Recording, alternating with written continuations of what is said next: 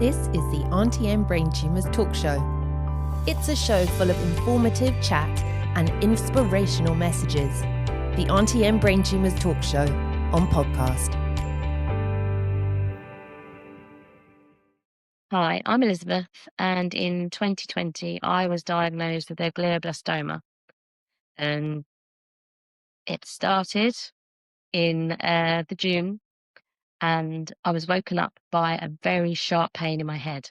The following morning I called the GP as soon as I could, explained what had happened, and she said get to A&E as soon as possible. That's what I did. I went to A&E, explained the situation, and I was put through urgent care and given anti-sickness tablets and told because of my age, it was unlikely to be anything serious. I was 35 at the time. So I went away. Anti-sickness tablets didn't do anything. I was still having headaches, and the headaches were the pain was continuous. Paracetamol didn't work, and I started vomiting. I couldn't eat, so all I was bringing up was water. I contacted my GP again and said urgent care wouldn't see me and they wouldn't put me through to A&E. What could I do? So she said she would have to write me a referral so that A&E would see me. My mum whizzed me back up to the hospital. She had to wait outside because it was COVID. And then the nurses called my husband at home to ask why I was at A&E. And I don't remember anything else. Apparently, I collapsed in accident and emergency, and I woke up in a hospital gown in a bed. They'd had to do a COVID swab whilst I was unconscious, and apparently I wasn't particularly cooperative. They managed to scan me, so I had my first ever MRI, but I was unconscious. That MRI identified a mass on my brain. I had nobody with me. A consultant came to see me the following day to tell me I had a mass on the brain. I didn't have anybody with me, no family. I then had to contact my family to let them know what had happened. But I was on my own. There was nobody with me at all, and it was terrifying. It turned out that for 8 days that I was having the headaches, I was actually having a brain hemorrhage. And after that, I was left in the hospital. I was put on the stroke ward because nobody knew what was happening. My mum fought, and I mean really fought, to get me a bed at King's Hospital in the neuro department where they dealt with the situation. I was booked in eventually for a biopsy. I had the biopsy, and unfortunately that failed.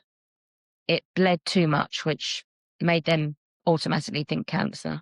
Within 72 hours of that one, I was called in to have a craniotomy to see if they could do a biopsy. They got me in to have that surgery, and the surgeon I had thought he could get the tumour out then and there. And he did. He got 96% of the tumour out. Everyone had told me it was inoperable and they would never get anything out. And it's thanks to my surgeon, Jose. He took the risk. He thought it was worth it, and he got that out. Everyone has said it was inoperable all the way through. It's thanks to him and thanks to a failed biopsy, because if that hadn't failed, I wouldn't have got that surgery. So it's thanks to my GP, who I kept in contact with, who saved my life. If I hadn't got to the A&E department, if I hadn't passed out, there's so many things that happen for a reason, in my opinion. Looking back now, that it could have been there for a very long time and as a lower grade, but we'll never know. So I try not to worry about that.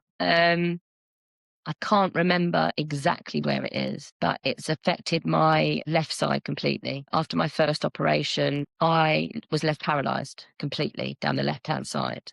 So I couldn't walk, and I was transferred eventually to a rehab centre locally where I had to learn to walk again, use my left arm. I wasn't expecting that at all. I was on the ward, I was buttering a slice of toast which flew across the room because I couldn't control my arm. So we had a lot of laughs about it. But to go from being fully able-bodied to that, having to be escorted to the toilet, to be showered by people, nurses that have seen it all, but I'd never been in that position before, and it was slightly soul-destroying, if I'm honest. And then from there, I went on to have 6 weeks of radiotherapy alongside TMZ chemotherapy every day.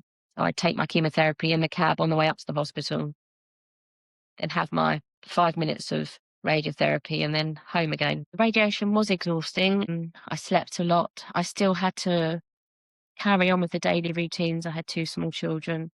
I was in hospital, unfortunately, when my youngest turned 1, and they let me out for a day so I could spend it with them, with all of them. But then I had to carry on, obviously, with the routine of the radiotherapy. Carried on with the TMZ chemotherapy for, I don't remember how long now, but the next scan showed that it hadn't worked at all, and it was back and growing fast. So I was asked if I would be willing to go through another operation. So I had a second craniotomy where they took out as much as possible. Then I was put onto a new chemotherapy, lomustine. I was on that for about a year, and it was exhausting. I wasn't particularly sick on it. Nauseous, yes, but the drugs did the job. And by that point, I knew which anti-sickness worked for me. I think the bit I struggled with most was the swelling from the steroids. It was horrendous. I think I went up to about 15, all of bloating mostly. Because I was paralysed on my left-hand side, I couldn't move around to alleviate that swelling. So I just had to do what I could. Yeah, so after a year of that, I believe it came back again. I had another craniotomy, and I was offered additional re-radiation. So I had another 2 weeks of radiotherapy daily. And this time I thought I'd have a bit of fun with it. I know it sounds awful, but humour is what gets me, my husband, my friends, it gets us through so much. So I decided, rather than put pressure on my husband to come up to the hospital with me every day, he was still working, still trying to be on call if the kids needed anything. I asked my friends who would, if anyone would accompany me up to London. We'd Uber up because public transport was exhausting. So everyone signed up for a day, and I said, we are going to play Cancer Carpool Karaoke. I know. So on every trip, they picked a song and we sang it in the back of the Uber. I did check with them first, they wouldn't mind. And some of my friends have got fantastic voices that I never knew existed. I don't think they did either. And the best one was my friend Sue. She opted to sing Four Non Blondes. She sang it. It was amazing. And the cab driver was brilliant. And I forgot to press record. And he said, what's wrong? I said, I didn't press record. He was so upset. He said, no, can we do it again? He said, you have to do it again. I'm sorry to my friends, I'm embarrassed. Yeah. I put it on social media, Instagram. So my Instagram handle is Lilliput Bakery, and it went down a storm. Everyone loved it. And a lot of people say, how can you be positive about this? I said, if you're not positive, I mean, what have you got? Sit at home or wallow about it. I haven't got time for that. Been given the heads up that my life's going to be shorter than most, shorter than we had thought. I've done my anticipatory grieving and all of that. I'm here to live the best I can. And if I'm honest, as a family, we've lived a better life now since being diagnosed. We don't say no to things so quickly. We figure a way around it, how we can make things work. I go to gigs as much as possible. I mean, I've got a blue badge. I get a spare ticket. My husband can come free. So, yeah, I have so much to book, to look forward to. And I call those my glimmers, the things I've got coming up that keep me going, things to aim for. And I've got 2 small children that I have to look after. So far, so good. And I've had to be open with them about things as well. So, and also having the hospice is St Christopher's Hospice, our local hospice, and we go to a day centre in Orpington, and then they have the residential hospice in Sydenham. We've been to both, and our children, I wouldn't say they loved it, but they got to go and feed the fish, and it was a very calm place, very welcoming, and they're very pro-life.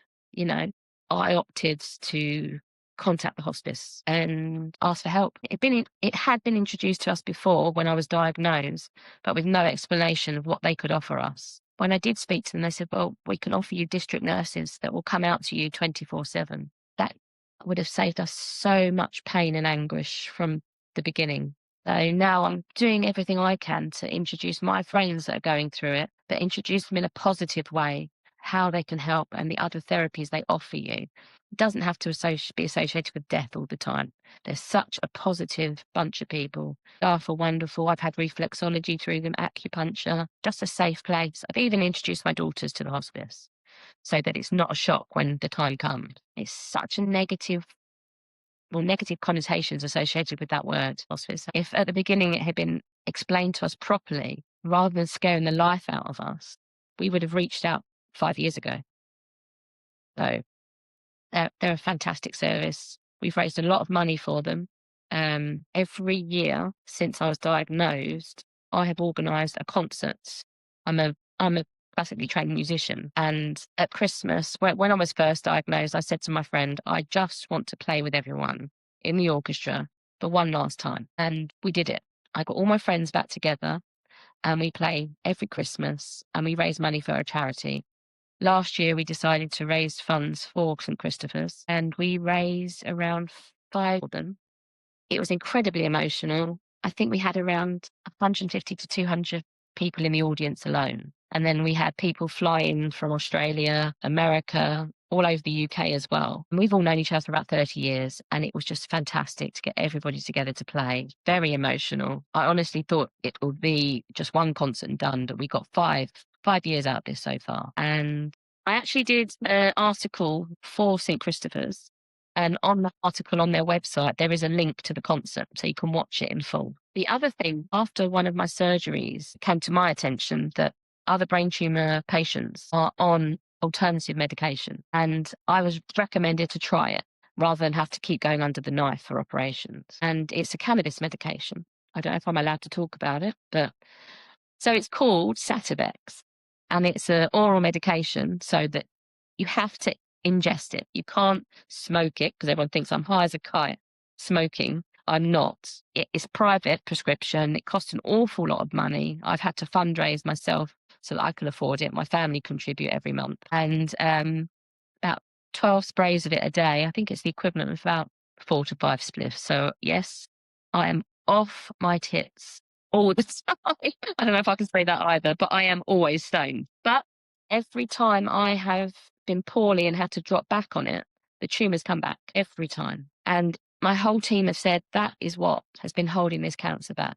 So I'm now coming up to 5.5 years. And everybody knows, well, most people, it's a 12 to 18 month prognosis. I never got a prognosis as such. So my attitude is we accepted the diagnosis, but there is no way on this earth I'm going to accept the prognosis. So we were a team, my husband and I, my kids, my whole family. We've been fighting through this. So I had a scan recently, and given that nobody expected me to make it to Christmas last year, I keep showing up just to prove them wrong. And here I am. I'm still here. My scan came back as stable. The medical team don't know. And they've just said, keep doing what you're doing. You know, I keep as active as possible. I can't sit still for long. I get bored. I do go to the gym once a week. I could do more, but once is enough. I walk with the kids into school every day if I can. Obviously, I would never wish this on anybody, but it's incredibly common now. Incredibly common. And all we can do is speak up, advocate for ourselves. And that's what I'm trying to do, is take from my negative experiences the positives and help newly diagnosed patients if I can, and make sure they don't have to go through what I did. Because it's scary. It's so scary. I wish I knew. Actually, I don't know if I wish I knew more back in the beginning, but I've spoken up. I've asked the questions. I've asked doctors. If I'm not sure about something, I will question it. Silly things like cannulas. My veins were shot. MRI scans were horrendous. Your veins are ruined. I said, can you not put those cannulas in a certain spot? The response is usually, let's have a go. My response now is, no, thank you. So now when my name comes up on the screen, it flashes up that I have dodgy veins and they need to get an anaesthetist in. I was just so strongly advised to people to speak up. If you don't know what the procedure is, ask. If they're doing it and you don't feel comfortable, ask. I do some videos with the King's team, so they upload them onto their YouTube, and just to follow my journey. And people want to know if I'm still around. I'm in the top 5% now survivors for 5 years. So I want to give people that hope. Don't give up. there is hope. And what my granny says to me, where there's life, there's hope. I just want to thank my husband, especially. He has stood by me all the way through this. I don't know how he has managed to do it. But we are a solid team. We really are. And my parents, my extended family, my granny's fantastic. And my brother, my sister-in-law, who's got her own stuff going on. If I told you, you wouldn't believe it. And neighbours, I've got school friends, I've got my orchestra buddies. They keep me going every year. Gave me something to aim for. All of the neighbours on the street contributed something. There were flowers from the whole street. We had meals made for us, dog walks for the dog, which was great because Mike couldn't leave the kids unattended. Neighbours would offer to take the kids to the park. We had the local nursery that the girls went to offering us additional help with the kids. Even now, people are still helping out. I go to my local cafe and she will not let me pay for a coffee.